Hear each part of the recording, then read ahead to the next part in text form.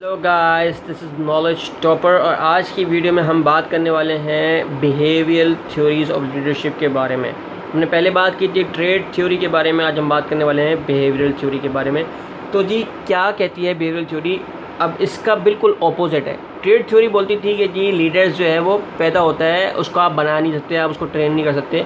लेकिन behavioural theory बोलती है कि अगर किसी लीडर को पर्टिकुलर बिहेवियर जो उसको रिक्वायर्ड है उसको ट्रेन किया जाए, उसको बताया जाए, तो वो जो है वो लीडर बन सकता है। मतलब ये है कि leaders can be made, may be they are born but they can be made by learning a certain behaviour. मतलब उसको एक पर्टिकुलर बिहेवियर को बताना पड़ेगा, उसको टीच करना पड़ेगा कि ये बिहेवियर कैसा होगा तो वो लीडर बन सकता है।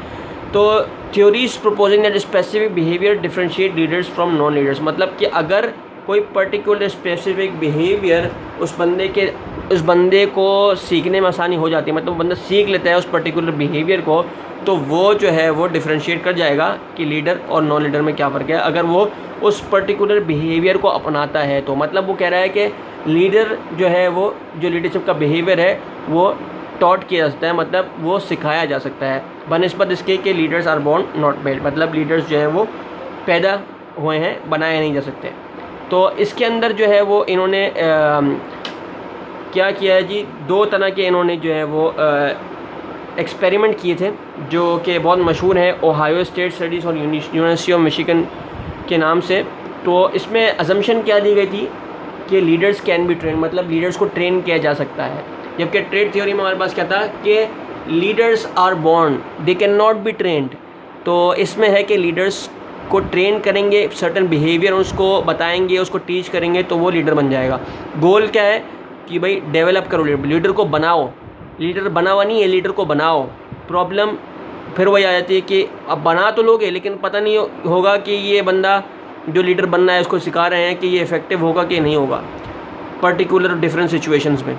तो आगे चलते हैं जी। अब ओहायो स्टेट स्टडीज़ की बात करते हैं। तो इनिशिएटिंग स्ट्रक्चर और कंसिडरेशन, मतलब ये है कि इनिशिएटिंग स्ट्रक्चर से आप ये समझ लें कि ये बात कर रहे हैं प्रोडक्शन से रिलेटेड, मतलब और ये कंसिडरेशन वाला है, ये बात कर रहा है अपना एम्प्लॉय से रिलेटेड। तो इनिशिएटिंग स्ट्रक्चर में होगा क्या कि स्ट्रक्चर जो है वो परफेक्ट होगा, और कंसिडरेशन में क्या होगा, ज़्यादातर एम्प्लॉय का ख्याल रखा जाएगा। तो इनिशिएटिंग स्ट्रक्चर को पढ़ते हैं पहले।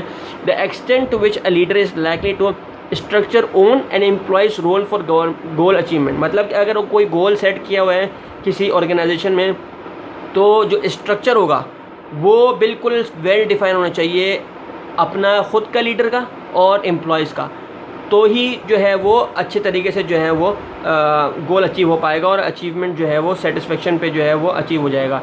ठीक है। उसके बाद है assign group members to task. Clearly define करा जाएगा ग्रुप मेंबर्स को टास्क के, क्या टास्क उनको परफॉर्म करना है और किस तरीके से करना है। अब उनको डेडलाइंस भी दिए जाएंगी, उनको बताया जाएगा जी इस तारीख से पहले आपने, मतलब कि पूरा जो स्ट्रक्चर होगा वो बिल्कुल क्लियर एंड वेल डिफाइंड होगा इनिशिएटिंग स्ट्रक्चर में।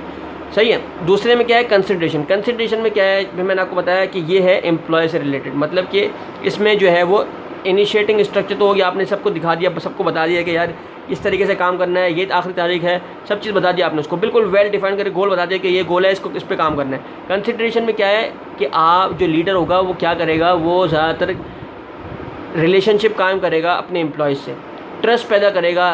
तो ट्रस्ट जब पैदा करेगा तो रिस्पेक्ट ऑटोमेटिकली एम्प्लॉयज़ करेंगे उसकी।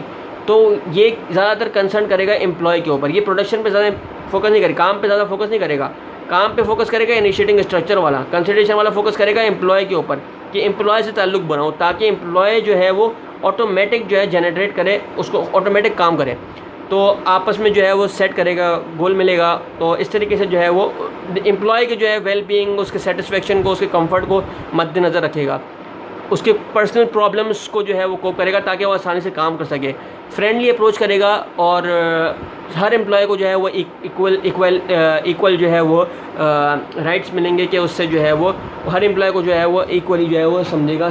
तो ये जो है वो कंसिडरेशन में आ जाएगा।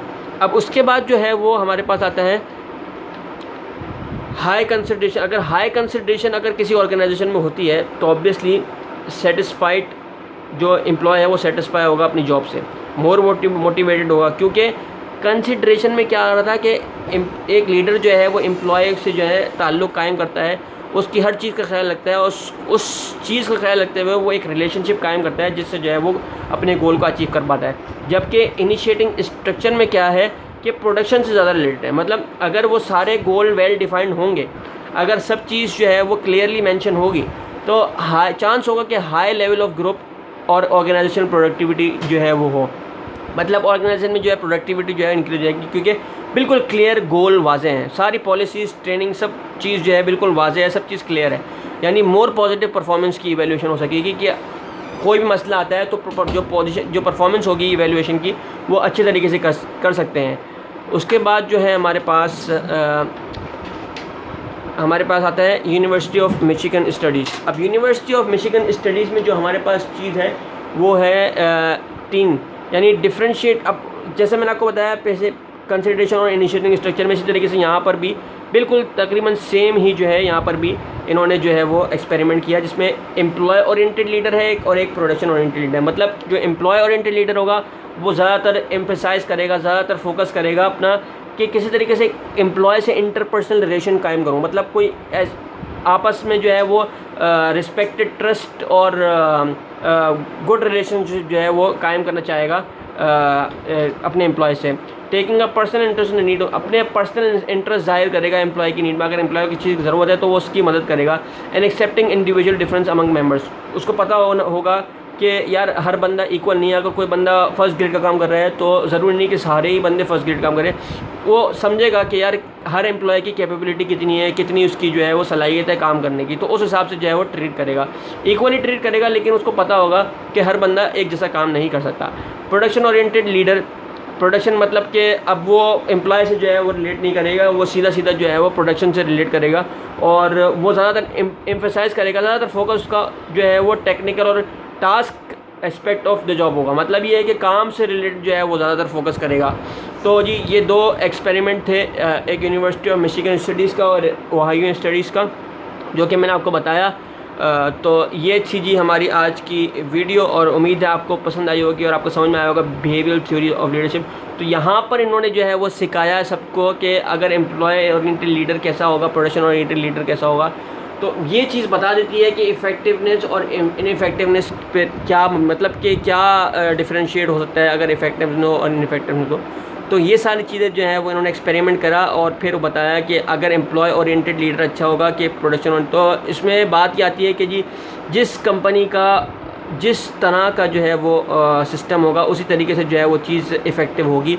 अगर कोई कंपनी ज़्यादातर प्रोडक्शन ओरिएंटेड पे फोकस करती है तो ऑब्वियसली उसकी लीडर को प्रोडक्शन ओरिएंटेड बनना पड़ेगा। अगर कोई एम्प्लॉय ओरिएंटेड लीडर पे करती है तो उसको एम्प्लॉय ओरिएंटेड लेंगे। लेकिन जो एक्सपेरिमेंट से साबित हुआ वो ये हुआ कि जी जो ऑर्गेनाइजेशन एम्प्लॉय ओरिएंटेड या कंसिडरेशन पे ज़्यादा फोकस करती हैं वो ज़्यादातर जो है वो प्रॉस्पर होती हैं, ज़्यादातर कामयाब होती हैं, ज़्यादातर सक्सेसफुल कंपनीज, ज़्यादातर सक्सेसफुल ऑर्गेनाइजेशन वही होती हैं जो ज़्यादातर एम्प्लॉय को लेके चलती हैं, एम्प्लॉय ओरिएंटेड लीडर को लेके चलती यानी एम्प्लॉय ओरिएंटेशन को लेके चलती हैं। तो मतलब एम्प्लॉय ओरिएंटेशन रहेंगे, आप ताल्लुक़ कायम करें अपने एम्प्लॉयज़ से, उनको रिस्पेक्ट दें, उनसे जो है ट्रस्ट की बॉन्डिंग कायम करें। तो ये सारी चीज़ें अगर होंगी तो एक ऑर्गेनाइजेशन बहुत अच्छी तरीके से काम करेगी। तो जी ये थी यूनिवर्सिटी ऑफ मिशिगन और university of Ohio studies of university और ये थी बिहेवियरल थ्योरी ऑफ लीडरशिप। उम्मीद है आपको समझ में आई होगी। कि समझ में आई तो हमारे पेज को लाइक कीजिए, सब्सक्राइब कीजिए and don't forget to press the bell icon, ताकि आपको और ऐसी बिहेवियरल थ्योरीज़ और बहुत सारे न्यू टॉपिक्स जो कि आपके काम आएंगे आगे वो आपको समझ में आए। तो जी लाइक कीजिए नॉलेज टॉपर को and subscribe and don't forget to press the bell icon. Thank you जी वेरी मच। अल्लाह हाफिज़।